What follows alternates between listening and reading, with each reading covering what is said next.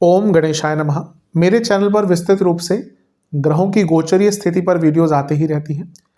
तो अगर आप भी चाहते हैं कि ग्रहों की गोचरीय स्थिति पर रेगुलर अपडेट्स आपको मिलती रहे, क्या अच्छा क्या बुरा घटित हो सकता है, एक गाइडेंस ज्योतिष के द्वारा आपको प्राप्त होती रहे, तो अवश्य मेरे चैनल को सब्सक्राइब कीजिए। जिन लोगों ने सब्सक्राइब किया और कुछ लोगों को नोटिफिकेशंस नहीं आती, कभी कभी कहते हैं, तो आप सब्सक्राइब वाले ही बटन के साथ ही ऑल नोटिफिकेशंस को इसको ऑन कर सकते हैं, जिससे आपको सारी नोटिफिकेशंस आएंगी। तो यदि आप भी चाहते हैं कि रेगुलरली अपडेट्स मिलते रहे और रेगुलर ग्रहों की गोचर स्थिति की जानकारी मिलती रहे, उसका प्रभाव क्या होगा पता चलते रहे, तो अवश्य मेरे चैनल को सब्सक्राइब करें और नोटिफिकेशंस को भी ऑन करें। नमस्कार। ओम गणेशाय नमः। ओम नमः शिवाय। मैं निखिल ज्योतिष आचार्य आप सभी का मेरे चैनल पर पुनः स्वागत करता हूं। आशा करता हूं कि आप सभी स्वस्थ होंगे। महादेव की कृपा आप सभी पर सदैव बनी रहे। ये वीडियो धनु यानी कि सजिटेरियस के लिए बहुत विशेष है, क्योंकि ये वीडियो है वर्ष 2026 की सकारात्मक 12 सकारात्मक भविष्यवाणियों के बारे में। 2025 अपने अंत की तरफ जा रहा है, बढ़ रहा है, वहीं 2026 दस्तक दे रहा है। हर वर्ष की तरह मैं हर वर्ष ही राशिफल डालता हूँ कि वार्षिक राशिफल से पहले कुछ 12 सकारात्मक भविष्यवाणियों का राशिफल। हम सभी की इच्छा होती है, चेष्टा होती है कि हम कुछ भी नया स्टार्ट करें या हम कुछ भी करें वो पॉजिटिव हो, लेकिन जीवन में उतार चढ़ाव तो चलते ही रहते हैं। लेकिन हमारी जो इच्छा होती है पॉजिटिविटी की, वो कोई गलत नहीं है। इसलिए जैसे मैंने कहा कि वार्षिक राशिफल तो आएगा जिसमें मैं हमेशा अप्स एंड डाउन्स के बारे में चर्चा करूंगा, लेकिन इस राशिफल में हम केवल उन 12 चुनिंदा भविष्यवाणियों की बात करेंगे जो सकारात्मक रूप से आपके जीवन को प्रभावित करेंगे। और यकीन मानिए वर्ष 2026 बहुत कुछ लेकर आ रहा है। ये ऐसा वर्ष है जहाँ पे वर्ष के शुरुआत में ही पहले मंगल उच्च के होंगे जनवरी में, फिर मार्च में शुक्र उच्च के हो जाएंगे। इस वर्ष आपके लग्नेश भी उच्च के रहेंगे, लेकिन उनकी गति इस प्रकार की होगी कि वो 2 बार राशि बदलेंगे, जैसे 2025 में किया था। किसकी बात कर रहे हैं हम? देवगुरु बृहस्पति की।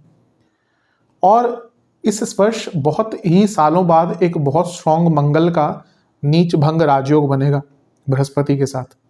और वर्ष के अंत तक आते आते राहु केतु भी राशि परिवर्तन कर लेंगे, जिसमें से आपके दूसरे भाव में राहु का आना कहीं ना कहीं आर्थिक दृष्टिकोण से बहुत अच्छा रहेगा। तो बहुत कुछ घटित हो रहा है। और जैसा मैंने कहा कि ये बहुत पर्टिकुलर राशिफल है पॉजिटिव चीज़ों के बारे में। मेरा पूरा प्रयास है दिसंबर में मैं वार्षिक राशिफल डाल दूं, जिसमें हर चीज़ पर मैं एक इम्पैक्ट दिखाऊंगा, पॉजिटिव नेगेटिव, जैसे मैं हर बार करता हूं। लेकिन यहाँ पे केवल सकारात्मकता की अनुभूति के लिए राशिफल मैं बना रहा हूँ।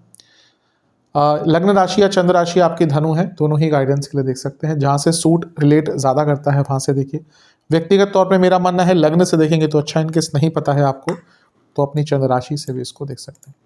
तो शुरू करते हैं इस अत्यंत महत्वपूर्ण राशिफल का, जो कि है धनु के लिए, सजिटेरियस के लिए, पहली भविष्यवाणी के साथ। शुरू करते हैं पहली भविष्यवाणी के साथ, जो कि है 1 जनवरी को ही राजयोगों से साल की होगी शुरुआत। ये एक ऐसा वर्ष है जिसमें प्रथम दिवस को ही, यानी कि साल के पहले ही दिन, बहुत सारे राजयोग देखने को मिलेंगे। अगर 1 जनवरी का चार्ट लगाएं तो आपके लग्न में मंगल होंगे, सूर्य होंगे, बुध होंगे, शुक्र होंगे। इसमें से मंगल पंचमेश होने के नाते बहुत स्ट्रॉन्ग राजयोग बना रहे हैं। सूर्य त्रिकोणेश, ये भी त्रिकोण भाव, ये भी त्रिकोण भाव, त्रिकोण के स्वामी 2 लग्न में, बहुत श्रेष्ठ राजयोग। 2 त्रिकोण के स्वामी साथ में बैठना अपने आप में लक्ष्मी कारक योग बनता है। और साथ में बुध भी हैं, जो 2 आपके केंद्रों के स्वामी है, सप्तमेश और दशमेश। तो इतने सारे राजयोग, और इनकी विशेषता बढ़ जाती है शुक्र से, क्योंकि वो लाभ स्थान के स्वामी हैं। तो राजयोग जब बन रहे हैं, ऊपर से लाभेश साथ में बैठे हैं, जो उनकी इंटेंसिटी, गति और प्रभाव को भी बढ़ा देते हैं। तो वर्ष की शुरुआत ही आपकी बहुत सारे राजयोगों के साथ है। मंगल का यहाँ पे होना वर्ष के शुरुआत में ही प्रॉपर्टी का लाभ दिला सकता है। शुक्र का यहाँ पे होना धन लाभ दिलाएगा। बुध का यहाँ पे होना करियर आदि में लाभ दिलाएगा। सप्तमेश बुध का लग्न में होना, इतने सारे ग्रहों का सप्तम को देखना, और सप्तम में वक्री गुरु, मार्च तक गुरु वक्री हैं, यानी कि कुछ रुकी हुई प्रमोशन थी आपकी, वो भी आपको वर्ष के स्टार्ट में ही प्राप्त हो सकती है। और इतने सारे ऊर्जात्मक ग्रह, मंगल सूर्य अग्नि तत्व की राशि में लग्न में, यानी कि बदलने का मौका। अग्नि बदलती है, अग्नि ट्रांसफॉर्म करती है। तो जब लग्न में, पहला तो लग्न ही आपका अग्नि युक्त है, यानी कि अग्नि तत्व का है, और मंगल सूर्य का यहाँ पे होना, यानी कि बड़े बदलाव की आहट। और अगर हम इन टोटलिटी देखें, आपके लग्न पर वर्ष के शुरुआत में 7 ग्रहों का प्रभाव होगा, 7 ग्रहों का। मंगल सूर्य शुक्र बुध 4 शनि 5, गुरु 6, केतु 7। तो ये दिखा रहा है कि ये राजयोगों का जो प्रभाव है ना, ये और भी स्ट्रांग हो जाएगा आपके लिए। तो बहुत श्रेष्ठ है साल की शुरुआत। धन हो, प्रॉपर्टी हो, पद प्राप्ति हो, करियर बिजनेस हो, इन सब में आपको वर्ष के शुरुआत में ही कुछ बहुत अच्छा लाभ मिलेगा। और धन के तो बहुत स्ट्रांग, लक्ष्मी योग बहुत स्ट्रांग आपका बन रहा है। तो वर्ष का शुरुआत ही कहीं ना कहीं सकारात्मकता लेकर आएगा। चलते हैं दूसरी भविष्यवाणी की तरफ, जो कि है 16 जनवरी 2026। मंगल भरेंगे धन का भंडार। मंगल आपके दूसरे घर में गोचर करेंगे। मंगल पंचमेश हैं और उच्च के हो गए। लक्ष्मी स्थान का स्वामी उच्च का हो गया। पुनः उनकी युति फिर से लक्ष्मी स्थान के स्वामी के साथ है सूर्य। और यहाँ पे लाभ स्थान, यहाँ पे राजयोग, यहाँ पे धन योग देखिए कितने स्ट्रांग बन रहा है आपके। मंगल जो लक्ष्मी स्थान के स्वामी है, सूर्य जो एक और लक्ष्मी स्थान के स्वामी है, और धन स्थान में शुक्र हैं जो लाभ स्थान के स्वामी हैं। मैं ये कई बार बताता हूँ कि 2-11 इनका जब मिलन होता है, अगर आपकी कुंडली में भी कहीं या किसी की भी कुंडली में आप ये देख लीजिए, उस व्यक्ति के पास पैसा अवश्य होगा, वो व्यक्ति पैसा कमाना जानता होगा। अब इंटेंसिटी ओवरऑल कुंडली पे डिपेंड करती है, पर 2-11 का कॉम्बिनेशन अगर कुंडली में है इन भावों का किसी भी प्रकार से, तो व्यक्ति पैसा कमाना और उसके पास पैसा भी होता ही है। तो ये मंगल धन के भंडार भरने वाले हैं। हो सकता है अगर आप जॉब करते हैं तो आपको इंक्रीमेंट मिल जाए। सप्तम से अष्टम में इतने सारे ग्रह, यानी कि बिजनेस में बड़ा कोई डील मिल जाए। आपके कोई एक्स्ट्रा सोर्सेस ऑफ इनकम है, उसमें बढ़ोतरी हो सकती है। और मंगल का दूसरे घर में आना, उच्च का होना, चौथे से लाभ में, यानी कि प्रॉपर्टी से लाभ। आप कोई प्रॉपर्टी आपकी बहुत अच्छे रेट पे निकल सकती है। यानी कि अगर आपने कोई इन्वेस्ट किया हुआ था प्रॉपर्टी, भाई प्रॉपर्टी में इन्वेस्ट व्यक्ति क्यों करता है कि भाई कभी सही रेट पे निकल जाए, फिर पुश्तें उससे खाती हैं। अब जिनके पास ज़मीनें हैं या ज़मीनें होती हैं, ज़मीनें रखी हुई हैं, वो उनको कोई इतनी जो ज़मीन में इन्वेस्ट करते हैं वो ये फिर ये बाकी चीज़ स्टॉक्स और ये सब इनके पीछे नहीं भागते। उनके पास पैसा आता है, वो ज़मीन में डाल देते, पुश्तें खाती है उनकी बैठकर।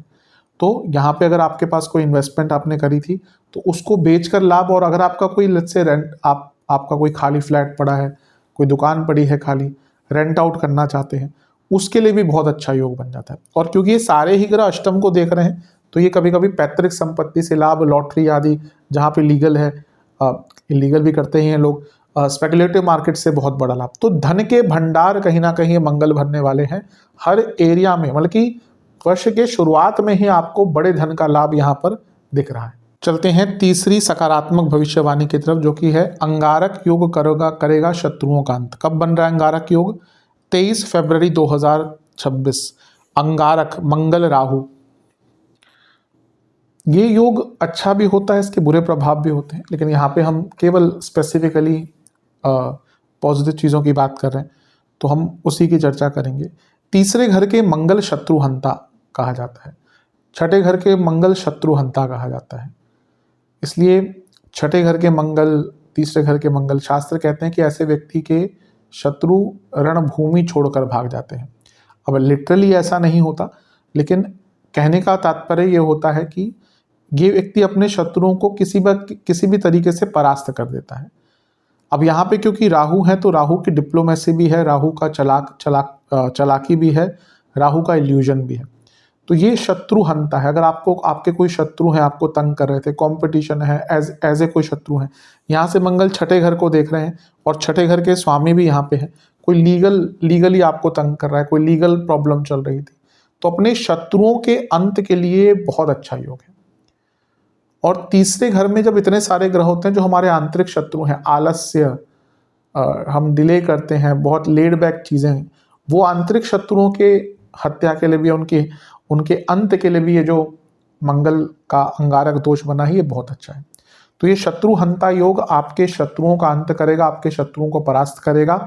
जैसे मैं कई बार कहता हूँ, आज की डेट में लाठी भाले तलवार लेकर कोई शत्रुओं को नहीं मारता। शत्रु हमारे आसपास ही होते हैं। काम करते हैं तो कलीग्स हैं, पढ़ते हैं तो आपके साथ में पढ़ने वाले बच्चे, वो आपके कंपटीशन है अगर आप सेम ही एग्जाम में बैठ रहे हैं तो। इवन कई लोगों के तो उनके फैमिली मेंबर्स ही शत्रु बन जाते हैं। तो अपने शत्रुओं को परास्त करने के लिए ये जो शत्रु हंता योग है ये बहुत श्रेष्ठ है। और सबसे बड़ी बात है यहाँ पे आपका उत्साह, आपका लॉजिकल थिंकिंग, आपका किसी भी तरीके से अपनी प्रॉब्लम को सॉल्व करने की कैपेसिटी बहुत अच्छी रहेगी। तीसरा घर, जो मेरे रेगुलर वीडियोस देखते हैं उनको पता होगा, मैं तीसरे भाव को बहुत विशेषता देता हूँ। और अगर आप ज्योतिष समझेंगे तो आपको पता चलेगा तीसरा भाव क्यों इतना महत्वपूर्ण है। तीसरा भाव, छठा भाव, क्योंकि हर कोई तो भाग्य लेकर उत्पन्न नहीं होता, लेकिन कुछ भाव हैं जो वो व्यक्ति इतनी मेहनत करता है कि वो भाग्य को भी निरस्त कर देता है, यानी कि अपनी मेहनत से, और वो हर व्यक्ति की बस की बात नहीं होती। तो ये तीसरे भाव में जब इतने सारे ग्रह आते हैं तो व्यक्ति कभी कभी अपनी कर्मठता से, अपने स्किल से, अपनी नॉलेज से ऐसी चीज़ें प्राप्त कर लेता है जो शायद भाग्य ने उसके लिए लिखी नहीं थी। मैं अब ये कहना कि भाग्य पे बहुत कुछ डिपेंड करता है, सत्यता है। कहीं ना कहीं कह सकते हैं, मेरा इतना ज्योतिष अनुभव कहता है कि 60 से 70% चीज़ें प्रीडेस्टाइंड होती हैं, लेकिन जो बाकी 30% जो बदलने का ईश्वर हमें मौका देता है वो सबके बस की बात नहीं होती। इसलिए अधिकतम लोग वो एक पैटर्न में ही चलते रहते हैं। ये लेकिन वो तीसरा भाव ऐसा भाव है जो व्यक्ति को वो 60% के दायरे से निकलकर जो 30% भगवान ने छोड़ा हुआ है कि भाई जा, अगर तेरी बस की है तो कुछ कर ले, वो तीसरा भाव करवाता है। और यहाँ पे अंगारक दोष का बनना, यानी कि शत्रुओं को तो परास्त करेंगे ही, कुछ ऐसा कर पाएंगे कि जीवन का रुख बदल जाएगा। इतने सारे ग्रह जब नवम भाव को देखेंगे तो भाग्य का भी साथ आपको प्राप्त होगा ही। बहुत अच्छा योग है, इसका लाभ उठाइएगा। कुछ नेगेटिव एस्पेक्ट होते हैं लेकिन अभी उसकी चर्चा करेंगे नहीं, वहां तक आएंगे जब तब बात करेंगे। चलते हैं चौथी भविष्यवाणी की तरफ, जो कि है शुक्र खोलेंगे संपन्नता के दरवाजे। कैसे खोलेंगे? 2 मार्च 2026 को शुक्र हो रहे हैं उच्च के। शुक्र का उच्च का ही होना बहुत बड़ी चीज होती है। साल में एक बार उच्च के होते हैं, करीबन 28-29 दिन लगाते हैं एक राशि में, तो वर्ष में एक बार उच्च के होंगे ही। कहाँ पे उनकी अवस्था आ रही है उच्च की, वो बहुत मैटर करता है। अब यहाँ पे क्या है, पहला तो अपने मित्र के साथ बैठे हैं, शनि के साथ, वो आपके लाभेश हैं, शनि धनेश हैं। अभी थोड़ी देर पहले मैंने क्या कहा था, इन दोनों भावों का कहीं भी मिलन होता है तो धनयोग बनता है। तो ये धनयोग चौथे घर में बन रहा है। पहला तो प्रॉपर्टी खरीदना चाह रहे थे, बहुत टाइम से नहीं मिल रही थी मनचाही प्रॉपर्टी, बजट नहीं बन रहा था, लोन नहीं मिल रहा था, कुछ पैसों का अरेंजमेंट नहीं हो रहा था, पैसे आ गए तो प्रॉपर्टी नहीं मिल रही थी, प्रॉपर्टी अच्छी दिख गई तो लोन नहीं पास हो रहा था। तो प्रॉपर्टी संबंधित कुछ भी काम आपके अटक रहे थे, यहाँ पे बहुत अच्छा योग है। एक तो चौथे घर में एक उच्च का ग्रह, उसको स्थान बल मिल गया। दूसरा वो लाभेश है और ये 11वें भाव के स्वामी है शुक्र, जो एसेट्स भी दिखाता है। हम जब जमीन की बात करते हैं, प्रॉपर्टी की बात करते हैं, वाहन की बात करते हैं तो चौथा घर, लेकिन इन टोटलिटी एसेट्स 11वें घर से भी आते हैं। आपके बॉन्ड्स कितने हैं, आपके पास गोल्ड कितना है, आपका म्यूचुअल फंड कितना है, आपने बाकी चीज़ें, आपने स्टॉक्स में कितने पैसे डाल रखे हैं, SIP कितनी चल रही है आपकी, बाकी किस किस चीज़ में आपने इन्वेस्टमेंट किया हुआ है, कैश कितना है आपके घर में आपने रखा हुआ, वो सब 11वां भाव होता है। बल्कि आपके पास कितना एसेट है वो 11वां भाव दिखाता है।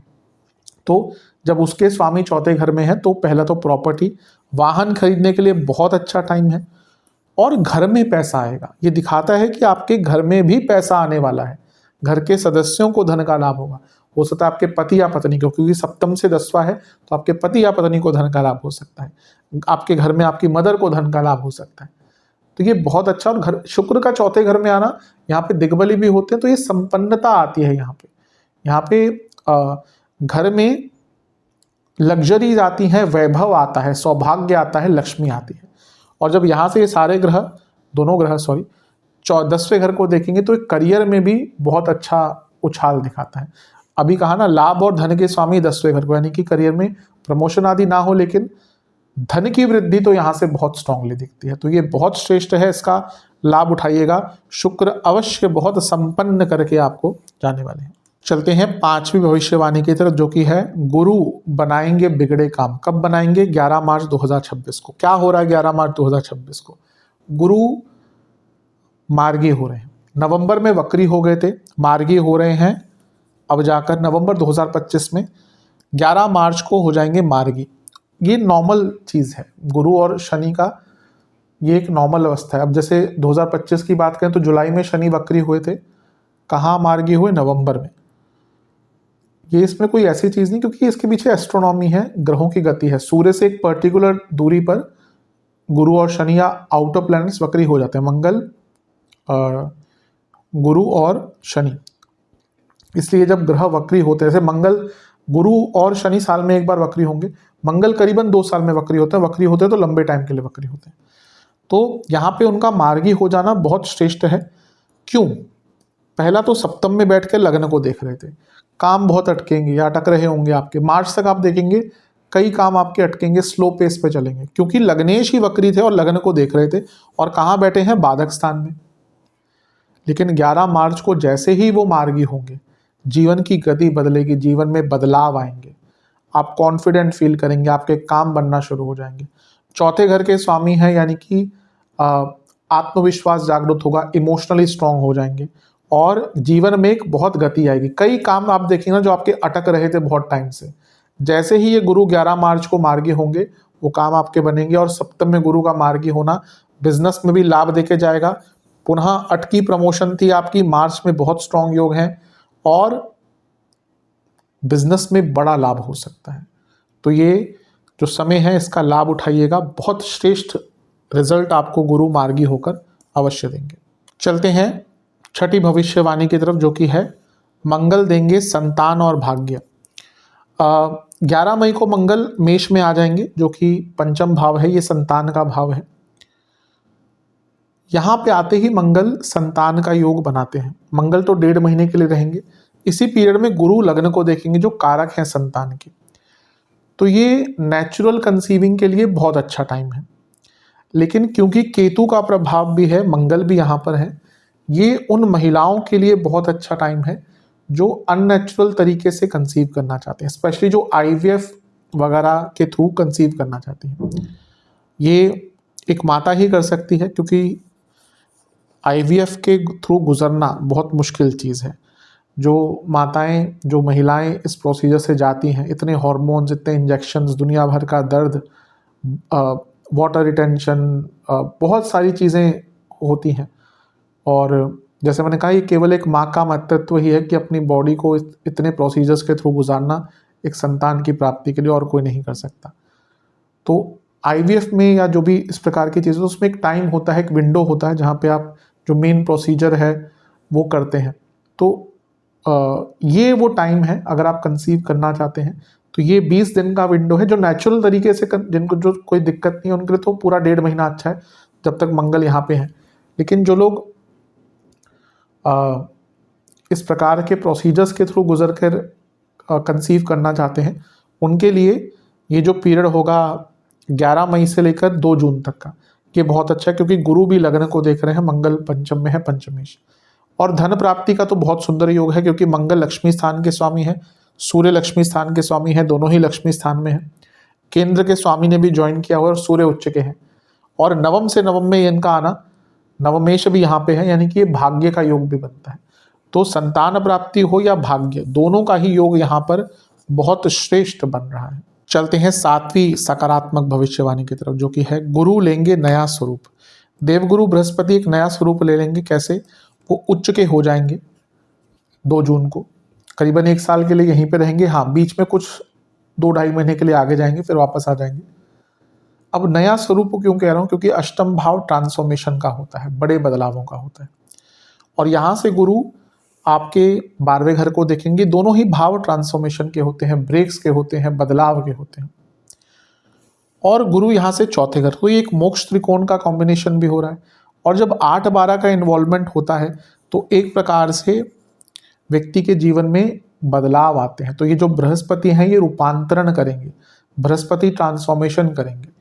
आपका ही एक नया स्वरूप यहाँ पे होगा। जब भी धनु के लिए स्पेशली जब भी बृहस्पति अष्टम में आते हैं तो व्यक्ति के जीवन में कोई बहुत लाइफ आल्टरिंग चीज होती है, लाइफ चेंजिंग चीज होती है, क्योंकि वो आपके जब भी अष्टम में आएंगे उच्च के होंगे और 12 साल में एक बार आएंगे।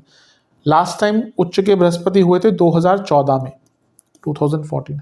अपना जीवन की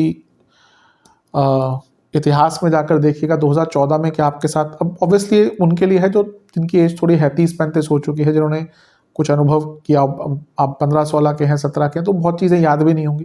जो जिनकी एज ज़्यादा है, 35 से ज़्यादा है, 30-35 से, लास्ट टाइम 2014 में क्या कुछ बहुत लाइफ अल्टरिंग चीज़ आपके साथ हुई थी, इसका 2014 से 15 के बीच में, तो इसका एक बार स्मरण कीजिएगा। यहाँ पे बहुत बदलाव आता है और ये आप अच्छी चीज़ है। 8वें घर के बृहस्पति ये धन भी देंगे, ये ज्ञान भी देंगे, अध्यात्म भी देंगे, लेकिन ये व्यक्ति को अपनी कमियों को एहसास करवाते हैं और फिर वहां से व्यक्ति का स्वरूप बदलता है। तो ये गुरु लेंगे एक नया स्वरूप और गुरु देंगे एक नया स्वरूप, यानी कि आपको बदलने का बहुत मौका देंगे। ऑब्वियसली ये बहुत बड़ा टॉपिक है, वीडियो जब इनका गोचर होगा मैं बनाऊंगा ही अलग से, लेकिन यहाँ पे इस प्रकार से वो बहुत अच्छे रिजल्ट आपको दे सकते हैं, एक नया स्वरूप आपको दे सकते हैं। चलते हैं 8वीं भविष्यवाणी की तरफ, जो कि है नवपंचम योग अध्यात्म की खोज। मैंने थोड़ा सा भी टच किया था, लेकिन जैसे ही गुरु का गोचर होगा तो शनि और गुरु का नवपंचम योग बनेगा। गुरु आपके मोक्ष त्रिकोण को एक्टिवेट कर रहे हैं। चौथे घर में शनि है, जो ऑलरेडी आपकी एक आध्यात्मिक जर्नी को उन्होंने 2025 में ही स्टार्ट कर दिया होगा। और गुरु का अष्टम में आना लग्नेश होने के नाते ये उसको धर्म से जोड़ेगा। देखिए क्या है कि अध्यात्म और धर्म अलग अलग भी हो सकते हैं, लेकिन कहीं ना कहीं उनको मिलना ही पड़ता है अगर सत्यता की तरफ जानना है ना। अब कुछ लोग बोलते हैं कि हम आध्यात्मिक तो हम धार्मिक नहीं हैं। अब ऐसा भी होता है कि कुछ लोग धार्मिक बहुत होते हैं, आध्यात्मिक नहीं होते, ये भी बहुत सत्य है। कई लोग बहुत दुनिया भर की पूजा पाठ करते हैं, लेकिन वो ईश्वर से कनेक्ट नहीं कर पाते हैं। लेकिन एक पूर्णता के लिए दोनों ही चीजों को कहीं ना कहीं मिलना होता है। तो ये वो समय है जब अध्यात्म और धर्म मिलकर आपको आध्यात्मिकता की एक नई सीढ़ी देगा, उसमें आप आगे बढ़ पाएंगे। ये एक ऐसी जर्नी है। देखिए जो भी चीज़ें ना ऑकल्ट कह लीजिए, अध्यात्म कह लीजिए, साधनाएं कह लीजिए, ये कोई साइंस नहीं है। लोग कहते हैं साइंस है, वो है, ये है, नहीं, साइंस नहीं, ये विद्याएं हैं। इसका हर व्यक्ति की अनुभूति, एक्सपीरियंस अलग अलग हो सकता है, गति अलग अलग हो सकती है। तो कुछ समय आता है जब आप अध्यात्म समझते हैं, आप अध्यात्म को जानते हैं, आप अध्यात्म में आगे बढ़ते हैं। तो ये अब शनि गुरु जो है वो शनि और चौथे भाव जो मोक्ष त्रिकोण का की पहली सीढ़ी है उसको एक्टिवेट कर रहे हैं। यानी कि कई लोगों का वो जर्नी स्टार्ट होगी, कई लोग जो आगे बढ़ चुके हैं वो और आगे बढ़ेंगे, और कई लोग बहुत गूढ़ इस विद्या में, अध्यात्म की दुनिया में डूब जाएंगे। तो ये जो नवपंचम योग बन रहा है ये अध्यात्म की तरफ भी आपको लेके जाने वाला है। आप यकीन मानिए आप में से कई लोग इस 2026 जून के बाद जो एक साल है ना, उसमें से आप में से कई लोगों का धार्मिक और आध्यात्मिक रूपांतरण होकर रहेगा। चलते हैं नवी भविष्यवाणी की तरफ, जो कि है गुरु सूर्य बनाएंगे नाम और पहचान। गुरु सूर्य की युति साल में एक बार होती है। यहाँ पे अष्टम भाव में हो रही है 16 जुलाई को, 1 महीने तक ये रहेंगे साथ में। सूर्य जहाँ नाम है, प्रताप है, पहचान है और आपके भाग्येश भी हैं, और गुरु लग्नेश है और यहाँ पे उच्च की अवस्था में है। तो इन दोनों का मिलन, लग्नेश का सूर्य, जैसे मैंने कहा नाम, पहचान, गुडविल, प्रमोशंस। जॉब करते हैं तो कुछ लोगों के सडन यहाँ पे प्रमोशंस हो सकते हैं बिना उनके, कभी कभी तो हमें पता भी नहीं होता, लेकिन हमारे प्रमोशन या कुछ ऐसी अच्छी चीज़ हो जाती है हमारे साथ, ये वही टाइम है। और लग्नेश का सूर्य के साथ बैठना अष्टम में, ये अचानक से आपको कई प्रकार का जैसे अवार्ड्स हो गए, कुछ नेम फेम हो गया, वो भी दिला सकते हैं। यहाँ पे प्लान नहीं, सडन होगा, आपको कोई अवार्ड मिल गया, आप सोशल मीडिया पे बहुत टाइम से काम करें, अचानक से आपका नाम बनना शुरू हो गया। और सोशल लाइफ में भी कुछ पद, कुछ सम्मान, कुछ नाम, पहचान बन सकती है। तो ये गुरु जो है ये आपको मान सम्मान, पद प्राप्ति, कुछ ऐसा आप कर पाएंगे जिससे आपके कुटुंब का नाम, आपके फैमिली का नाम और उज्जवल होगा। तो ये भी बहुत श्रेष्ठ योग आपके लिए बन रहा है। चलते हैं 10वीं भविष्यवाणी की तरफ, जो कि है नीच भंग यानी कि सौभाग्य। बहुत सुंदर नीच भंग राजयोग बन रहा है आपका मंगल और गुरु का। मंगल नीच के साल में 2 साल में एक बार होते हैं, और गुरु के साथ नीच भंग बार बार उनका नहीं बन सकता। ये ऐसा योग है जो कई सालों में एक बार होता है।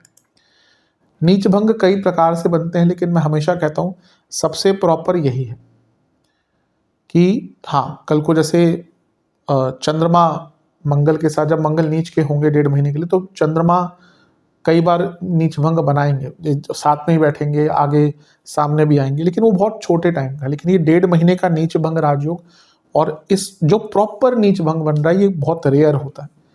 यकीन मानिए नीच भंग आपके जीवन को बदल जाएगा। ग्रहों के गोचर से हमारे जीवन पर बहुत प्रभाव पड़ता है, पर कभी कभी कुछ ऐसे बड़े गोचर होते हैं, गोचर में ऐसे बड़े योग बनते हैं जो व्यक्ति के जीवन को बदल सकते हैं, और ये वैसा ही आपका एक योग होगा। अष्टम में नीच भंग, और सबसे बड़ी बात है मंगल यहाँ पे विपरीत राजयोग भी बनाएंगे। तो एक तो नीच भंग और 2 विपरीत राजयोग। जो मेरे रेगुलर वीडियोस देखते हैं, मैं हमेशा कहता हूँ 2 योग अगर आपकी कुंडली में अच्छे बने हुए हैं, नीच भंग विपरीत, देर भले ही लेकिन सफलता मिलती है ऐसे लोगों को। तो यहाँ पे ये प्रॉपर नीच भंग जो बन रहा है आपके लिए बहुत अच्छा है। ये प्रॉपर्टी के संबंधित कार्यों के लिए बहुत अच्छा है, धन से संबंधित कार्यों के लिए बहुत अच्छा है। सडन गेन्स हो सकते हैं यहाँ पे, सडन गेन्स, अचानक से बहुत बड़े धन का लाभ हो सकता है। गुप्त धन के सोर्सेस है, विदेश से संबंधित काम करते हैं। गुरु चौथे घर के स्वामी है, मंगल प्रॉपर्टी के कारक है। प्रॉपर्टी का लाभ, प्रॉपर्टी बेच के लाभ, पैतृक संपत्ति का लाभ, विल से आपको कोई लाभ मिल सकता है। तो बहुत श्रेष्ठ योग यहाँ पर बन रहे हैं, और उनका लाभ उठाइएगा, बहुत अच्छा समय है। और नीच भंग की बात करें, ये वो टाइम होता है जब आपकी कोई बहुत बड़ी प्रॉब्लम सॉल्व हो जाती है। कभी कभी होता है कोई प्रॉब्लम लिंगर ऑन करती रहती है, चलती रहती, खत्म ही नहीं होती। ये नीच भंग राजयोग यकीन मानिए आपके जीवन की कोई बहुत बड़ी समस्या को खत्म करने वाला राजयोग होगा। तो इसका बिल्कुल लाभ उठाइएगा, बहुत सौभाग्यशाली योग आपके लिए बन रहा है। चलते हैं 11वीं भविष्यवाणी की तरफ, जो कि है गुरु लक्ष्मी। गुरु बनेंगे लक्ष्मी का स्वरूप, या गुरु लेंगे लक्ष्मी का स्वरूप। 31 अक्टूबर को अतिचारी होने के कारण गुरु, जैसे 2025 में कुछ टाइम के लिए कर्क में आ गए थे, वैसे 2025-26 में कुछ टाइम के लिए सिंह में आ जाएंगे, और ये आपका लक्ष्मी स्थान है। तो यहाँ आते ही गुरु लक्ष्मी प्राप्ति करवाएंगे, भाग्य की वृद्धि होगी। यहाँ से वो लग्न को देखेंगे, और केतु के साथ ये 2 प्रकार की लक्ष्मी की वृद्धि होगी। एक तो आपका धन बढ़ेगा ही, दूसरा ज्ञान लक्ष्मी। लक्ष्मी के कई स्वरूप हैं, ज्ञान को भी लक्ष्मी ही कहा गया है। तो यहाँ देखिए, गुरु बृहत ज्ञान है, केतु सूक्ष्म ज्ञान है। इन दोनों का लग्न पर प्रभाव, यानी कि बहुत बड़े धन की प्राप्ति के साथ बहुत बड़ा ज्ञान की प्राप्ति होगी। आप कुछ ऐसा सीख पाएंगे 2-2.5 महीनों में कि आपका जीवन एक अलग ही राह पर चल जाएगा।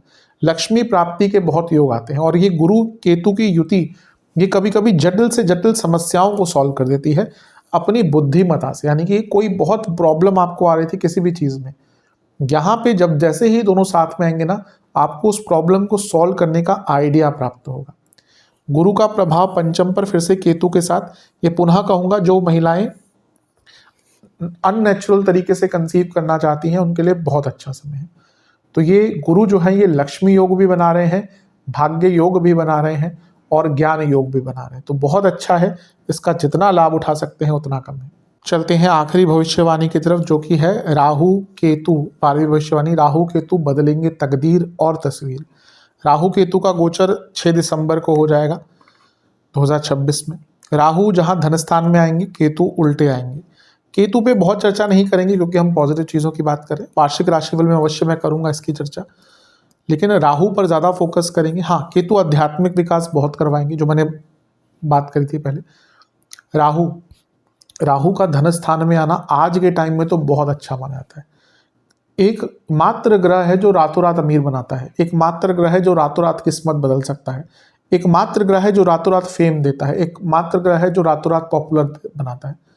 आपने कई लोगों को देखा होगा कि रातों रात उनका नाम बन गया, कोई वड़ा पाव बेच के फेमस हो गई, कोई कुछ कुछ भी डांस करके फेमस हो गए, कुछ और करके फेमस हो गए।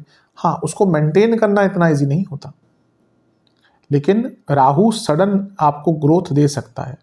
तो ये वही राहु हैं, धन स्थान में आएंगे तो धन को बढ़ाएंगे, करियर को बढ़ाएंगे, 10वें घर को देखेंगे, आपके करियर को, आपके प्रैक्टिकल लाइफ को, आपके आर्थिक दृष्टिकोण को बहुत ऊंचाई पर लेके जाने वाले हैं। तो ये दूसरे और बृहस्पति और राहु दोनों एक्सपेंशन के कारक है। तो राहु का धन स्थान में आना, और कुछ टाइम बाद देखिए गुरु भी वापस आके धन स्थान को देखेंगे, यानी कि 2026 जहां अंत की तरफ जा रहा होगा, आपके फाइनेंशियल लाइफ में एक बहुत बड़ा चेंज या एक नई शुरुआत हो रही होगी। तो ये राहु बहुत आर्थिक रूप से आपको बहुत मदद करने वाले हैं। तो ये 12 भविष्यवाणियां थी मेरी तरफ से। पुनः दोहराऊंगा, कुछ लोग कमेंट्स में कर रहे हैं कि आपने केतु के बारे में नहीं बताया, इसके बारे में नहीं बताया। वो वार्षिक राशिफल में आएगा, और जब राहु केतु का गोचर तो बहुत दूर है, तब वो अलग से बनती है। इस वीडियो का थीम ही अलग है कि केवल मैं पॉजिटिव चीज़ों की बात कर रहा हूँ। तो जब वार्षिक राशिफल और जब वो वीडियोस आएंगी तो अवश्य उन पर हम चर्चा करेंगे। आशा करता हूँ वीडियो काम आएगी। चैनल पर नहीं सब्सक्राइब कीजिए, वीडियो को लाइक कीजिए। मिलता हूँ अगली वीडियो में, तब तक के लिए ओम नमः शिवाय।